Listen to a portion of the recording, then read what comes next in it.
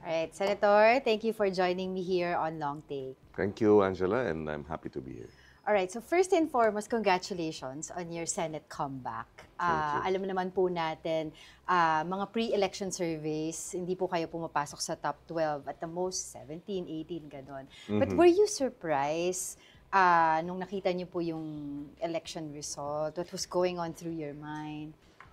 Well, yeah. Hindi namin na-expect. Although we were looking at the numbers, and there were like 5 or 6, 7 different surveys, no? Placing me anywhere between 12 to 18. No? So it was really a tight fight. Yeah. No? And because it was a tight fight, sabi ko sa sarili ko, anything is possible. No? And so, while hindi kami masyadong, while we were expecting the worst, di ba? I still believe, because of data of previous elections na nakaraan, meron talagang sinasabing yung surprise finish, Yeah, no? yeah. Strong finish, na wala sa top 12 ng buong kampanya, tapos na Yung nanalo. mga traditional surveys. But if you take a look at the surveys coming from the universities and colleges, nandoon kayo lagi nila. Pero hindi surveys yun, mock elections Parang mock yun. elections, oo. Tsaka mga estudyante yun. Yeah, oo. Although, of course, we were hoping, no, na kasi ang estudyante is college, particularly. Oo. A college student is probably 17% of the youth. In other words, 87% or 84% of the youth are not college students. Right, right. So we were also, and that happened in 2022. Sa kampanya namin ni Lenny, Yeah. yung Lenny Kiko campaign, lahat ng campuses panalo kami. Right. Di ba? Pero iba yung Iba yung, of course, yung pinaka, sabi ko nga, kung estudyante lang at pagbabasihan. ang pagbabasihan, di ba, May laban. Oo. walang talo. Walang talo. Ika nga. Pero how was the campaign like? Well, let's be honest. For the longest time since 2016, 2019, 'di ba? Parang the terms that were attributed to you guys, to you and the rest of the liberal parties were like dilawan, pinklawan, elitista, Yeah, yung mga yeah, ganyan, 'di ba? yeah. So, what did you do to earn this comeback? Well, we learned. Di ba? Sabi nga nila, mas marami kang matututunan sa talo kaysa sa panalo. No? At ako mismo, sabi ko sa sarili ko, nung pagpasok ng 2025, 3 na ang talo natin. Sabi ko sa mga kasamahan ko, di ba? Matuto naman tayo. Pagod na ako sa talo. No? 2016, 2019, 2022. So, inaaral namin lahat ng mga kakulangan. Ano yung mga naging, sabihin na nating lapses, mistakes. And we corrected our mistakes. We made interventions. And ayun. In the end, maliwanag yung mensahe namin. Malaking bagay din na nagbabangayan yung dating nagkakaisa. No? At iba yung naging mood because of the last 3 years, ang mood sa baba, sa taong bayan, ay parang disappointment, Right. disenchantment, pinangakuan ng pagkakaisa, And kabaliktaran then, ng nangyari. yeah. Pinangakuan na bababa ang presyo ng bigas, kabaliktaran ng nangyari. So marami ang, sabihin na nating, disappointed. No? And we felt, kung tama ang ating magiging mensahe, no? Kaya nating makumbinse yung bulto na hindi natutuwa sa mga nangyayari. But was the message also included yung hindi kayo nagsalita? During the time, kasi maraming, even your supporters were looking for your statements, especially during the time when former President Rodrigo Duterte was arrested and brought to The Hague. Sabi na, asan si Senator Kiko? Asan si Senator Bam Aquino? Why aren't they taking a stand? Bakit walang statement? Was that part also of your campaign? I mean, Well, concession as a party? our message was food, security, di ba? And pababain ang presyo ng bigas. And we didn't want to stray away from that message. Even if there were other things that were happening, we felt na kinakailangang maliwanag at klaro yung mensahe namin. No? So, it was a deliberate effort at focusing and ensuring na hindi kami, may message discipline kami. No? So, and I think it helped. I think it worked. No? Besides, yung issue ng impeachment, hindi naman mangyayari yan sa halalan. Mangyayari yan pagkatapos. Di ba? Yung issue nung pag-arrest kay Duterte, hindi naman kandidato si President Duterte. No? Ang mga kandidato ay ang mga nasa alyansa at yung mga nasa PDP. No? So we felt that if it involved the candidate, why not? But if it's not an issue related to, 'di ba, our messages primarily, 'di ba? Hindi tayo pwedeng Parang doon kayo sa mas malapit sa tiyan ng mga ng the mga gut issues. Pilipino. Ano talaga ang nararamdaman ng taong bayan at ano ang daing nila. At ang number one na daing nila, mataas ang presyo ng pagkain at bilihin, hanap buhay, trabaho. So yun din ang aming tinutukan. Right. So do you think by doing this, Filipinos right now are rediscovering Liberal Party? Well, I'd like to think na isa pang malaking bagay, no, yung disinformation. Ako yung valedictorian ng disinformation. Di ba? Kung meron man. Summa cum laude. Mula January hanggang May, hindi ako tinigilan sa paninira, pagsisinungaling. One particular spliced video, no? Spliced no? Ay umabot ng 90 million views. Right. Pero, in the end, because people are now more vigilant, lalo na yung mga millennials at Gen Z, nakita nila, they saw through the disinformation.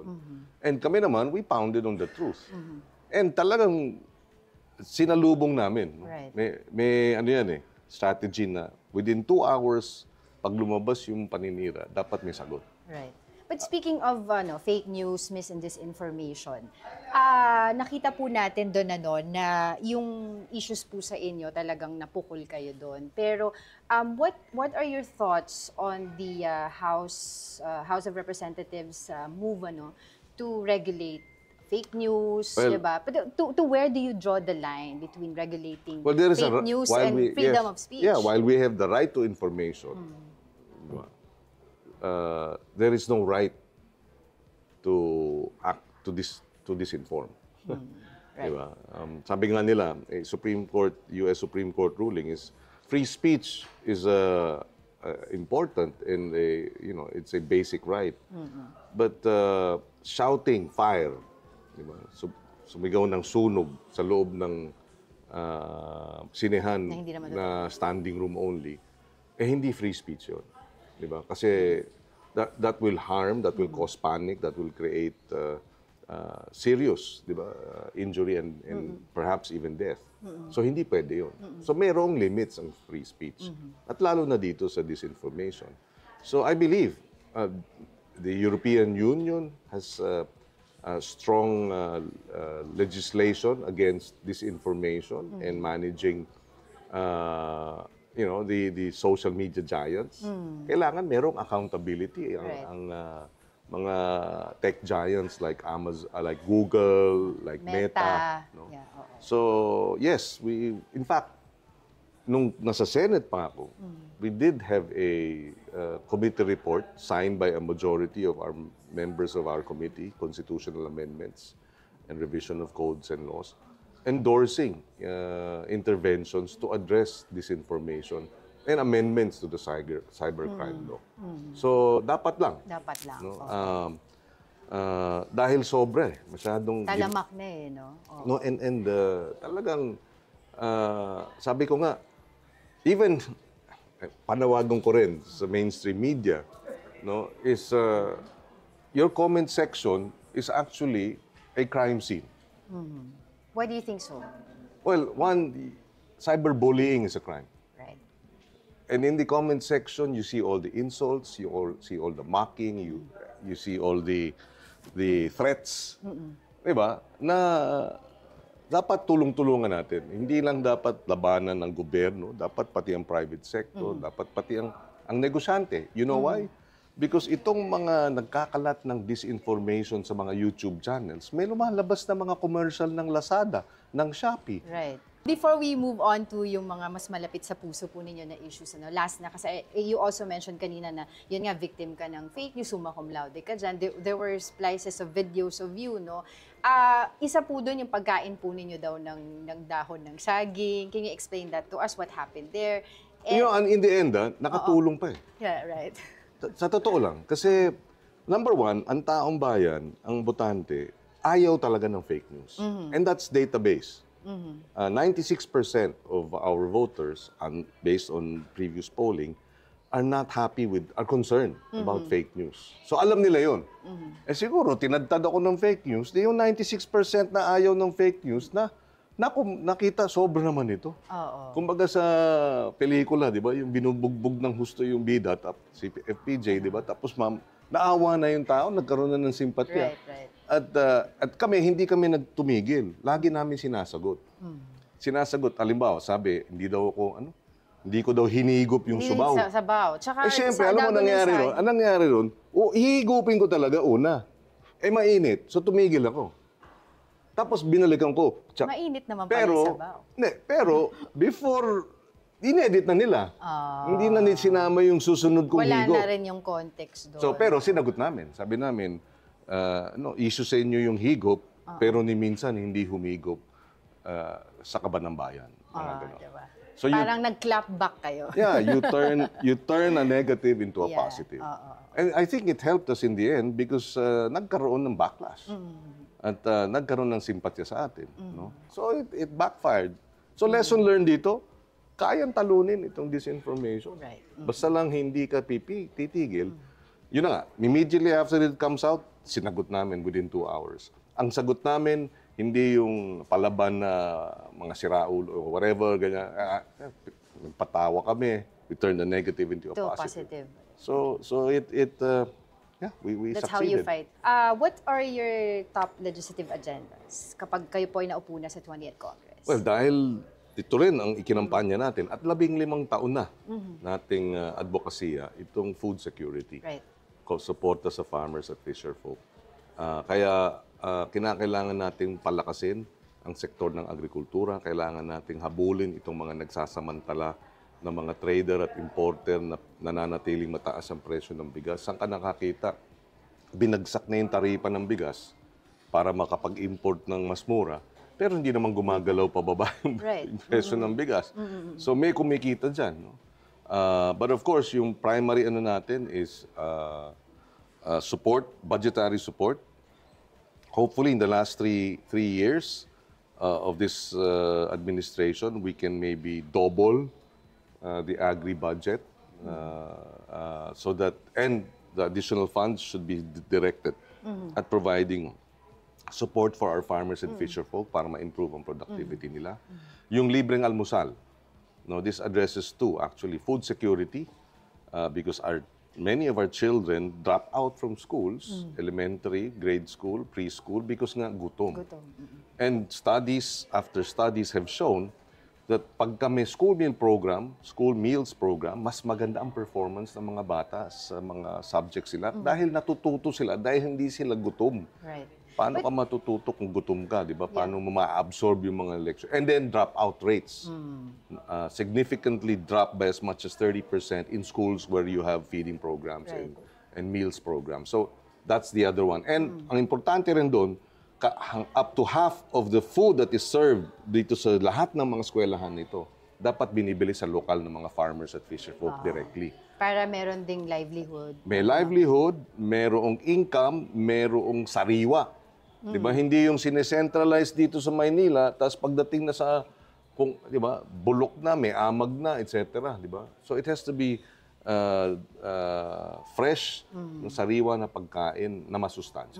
Okay, so let's talk about rice again. No? Yung 20 pesos per kilo rice ngayon. What are your thoughts on that? Sabi ng mga tao, this is just an artificial solution, inorganic. Kasi in essence, hindi naman talaga yun yung presyo ng kilo ng bigas in the market. Subsidized. Subsidized. Well, sinabi ko to sana, no, nung 3 years ago, nung sinabi ni Presidente yan, ibababa natin ng 20 pesos per kilo ang bigas.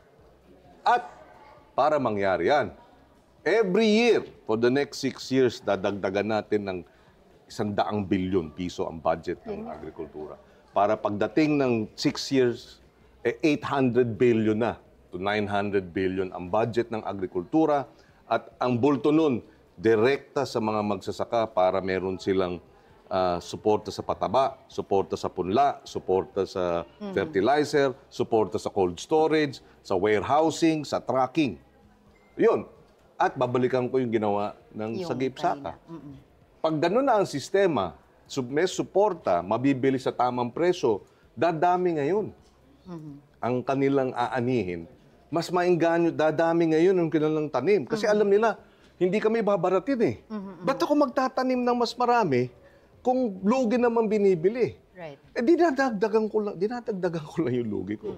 Pero dahil alam niya, gobyerno ang bibili sa sa tamang presyo at sasabay na yung trader sa tamang presyo, mas maingganyo siyang magtanim, mas maraming harvest, mas maganda ang suporta. Pag marami ng supply ng pagkain, pababa na presyo ng pagkain. So, parang Sabi ko nga, at marami nang mabibili. marami nang mabibili. At pag marami nang mabibiling pagkain, marami nang pwedeng ihanda.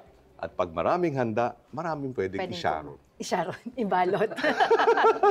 Pero in essence, ano po, what is your take dun sa 20 pesos kilo na rice dito? Well, that's why I said it will only be Do you think it's it's a sustainable? stopgap measure, Stopgap but strategically, to be able to address that in the long term, you really have. Thailand is spending double government spending sa atin. Thailand yan, ha? And their population is 50 million less. Di ba? na sa atin. Vietnam, which is 90 million population, 30 million less, is spending times 3 ang gobyernong gastos sa kanilang mga farmer. Ang Taiwan has only a 23 million population, but their budget is more than double ours. Ibig sabihin talagang that is the way forward. If you want to bring down rice and other food prices, you invest, get government to invest, and hindi lang correct spending. Dapat hindi corrupt spending. Kasi yan. Mahirap yun eh, no? Well, nagawa natin yun. Nung tayo ay naging Food Security Secretary, sa kasaysayan ng NFA, never nagkaroon ng failed bidding o rejection ng mga bid dahil laging approve without thinking. Diba? But in the 42-year history of NFA, the first time we rejected the bid was under my watch. And not just once. 4 times in a period of 18 months, we rejected the offers of Thailand and Vietnam as being overpriced. And 4 times, we gave them a process wherein they could submit a second offer. And 4 times, they submitted a second offer lower than the first one. And the total that we were able to save in 1.5 years is 7 billion. Yun yung tongpats. Diba? And at that time, in a period of 2 months, we confiscated 500 million pesos worth of smuggled hoarded rice in a period of 2 months. To send the signal dito sa mga trader na pag tinago nyo yung bigas ninyo, kukumpiskahin namin. So, ilabas ninyo. Kasi pag hindi nyo nilabas, mananatiling kulang ang supply, mananatiling mataas ang presyo. Pag nilabas ninyo, bababa na ang presyo dahil marami ng supply. And within a period of 1 year, we were able to bring down rice prices by as much as 3 pesos per kilo. And it became the lowest inflation rate nationwide in 20 years after 1 year of addressing rice. Right. It can be done. Can be done. It has been done. And are you Now- willing to talk to President Bongbong Yes. Marcos Yes. and In share fact- your plans? Yes. In fact, we are already talking with the Secretary of Agriculture. And we're already scheduling meetings. And in fairness, si Secretary Gatchalian of DSWD has publicly stated yesterday or last week na he wants full implementation of the Sagip Saka law, asking LGUs to buy directly sa farmers and fisherfolk without public bidding for all their feeding programs. So when that starts to happen, then you will, for example, yung Camarines Sur Multipurpose Cooperative, when 17 LGUs exempted from public bidding bought sa kanila ng bigas during COVID, yung kanilang benta the year before, 7 million. Yung benta nila after 3 quarters, may 1 more quarter, 62 million na. So it was a 9-fold increase in their income. Because 13 LGUs, not 17, 13 LGUs bought directly. Participated there. So pag bumibili na sa tamang presyo, in fact, Valenzuela, meron silang 20 million budget for rice that they distribute sa mga single parents, sa mga PWD, etc. Seniors. 20 million. Instead of buying it sa mga trader na may public bidding, binili nila direkta sa kooperatiba ng rice farmers sa Bulacan. And they were able to save 15 pesos per kilo, which meant that they were able to buy more. Right. And they were able to help more. Right. Okay. So, nakatipid ang LGU, mas marami na tulungan, maganda pa yung bigas kasi hindi siya yung NFA rice yung, na nangangamoy na. Diba? Okay. All right, Senator, let's talk about the impeachment. Sorry kasi pag sinabi mo... Alam mo, I know you're very passionate about this.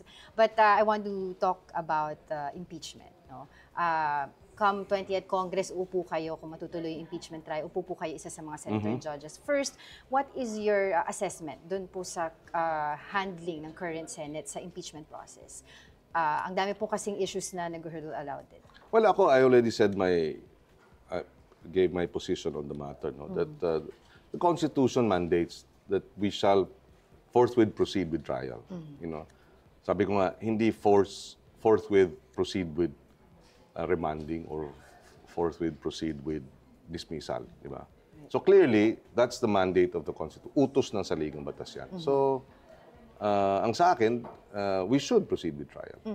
Eh yung remand? Now, bottom line, ang options lang namin bilang mga senador, as senator judges, is kung hindi sapat ang ebidensya, acquit. Kung may sufficiente ang ebidensya, convict. Yun lang yun. But what do you think about yung sinasabi po ng mga tao watching all of these things unfolding na parang nag-aabogado yata itong mga senator judges na to? Bakit kayo nagfa-file ng motion when in fact, if the matters of defense, dapat it should be brought by the respondent, not the senator judges? Well, ako kasi I would rather, number one, hindi pa ako senator judge. Yeah. No? But let me Senator get elect. your answer as a lawyer. Yes, but I cannot separate myself from the two, di ba? So I would rather, di ba, limit, di ba, my comments until such time that we proceed with the trial. So ayokong pangunahan, ayoko nang magkomento, ayoko nang makadagdag kasi marami ng mga nagko-comment kaliwat kanan. Basta tayo, yun lang. Dapat magkaroon ng paglilitis dahil yan ang ating yan ang utos ng saligang batas. Kaya nga tayo nag-oath of office to uphold and defend the Constitution, di ba? To obey, di ba? But do you think it's still worth it to put our country in an impeachment trial? Well, it's what the law says. It's what the Constitution says. So we will just have to follow what the Constitution says and respect the processes. Kung walang ebidensya o hindi sapat, acquit. Kung may ebidensya at sapat, convict. Ganun lang. But last na. But what can you say about yung mga call for inhibitions of some senator judges siding on the particular? Again, wala pa ako ron. Hintayin na lang natin. Pag nandun na ako at then we will see. pinag-uusapan na ang inhibition, then we can talk about it. Then we can... Speaking of 20th Congress, meron na po ba tayong pwedeng i-share regarding kung sino po yung mga lumalapit po sa inyo for Senate presidency? May mga kumakausap Well, na ba? ang dilemma kasi namin, di pa kami nakapag-meet ni Yeah. Bam at ni Risa. Kaming Yeah. tatlo. Yeah. I've met with Risa, nagkausap kami ni Bam briefly. But kasi nag-abroad ako eh. Kasi my daughter graduated from Yeah. college. So I had to leave. Congratulations. Thank you. Si Frankie. And then pagdating ko naman, si Bam naman ang umalis. No? So hindi Wala kami... pa. So we have to sit down. Right. Kasi tandem kami tumakbo. Ang isa sa aming timon ay si Risa. So we have to sit down and discuss ano ba ang gagawin natin moving forward. Yeah. So we haven't discussed that, so I don't want to preempt di ba? And mas magandang mag-usap muna. So parang as a Liberal Party, there's no discussion yet kung kayo po ay magiging independent or sasali sa minority bloc.